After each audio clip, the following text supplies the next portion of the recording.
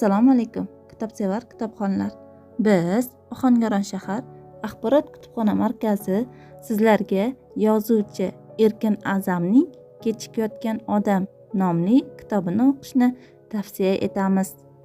Bu kitobga muallifning turli yillarda yozilgan va nashr etilgan, shuningdek turli yillarda yozilgan ammo hali o'quvchiga notanish qissalari jamlandi.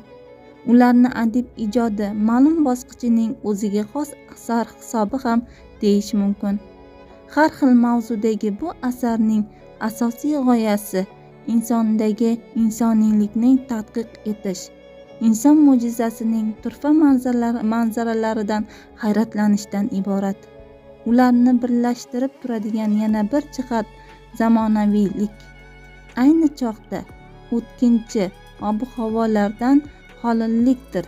Voqelik talqinida goho hayotga o'ta talabchan, yondashuv tamoyili ustunlik qilayotgandek ko'rinsa-da, qissalarning barchasi betakror bir samimiyati bilan kishini maftun etadi.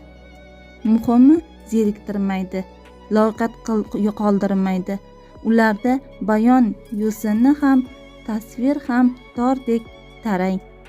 Aziz kitobxonlar, ushbu yozuvchi Erkin A'zamning ushbu kitobini o'qishni xohlasangiz, bizning Ohangaron shahar axborot kutubxona markazimizga tashrif buyuring.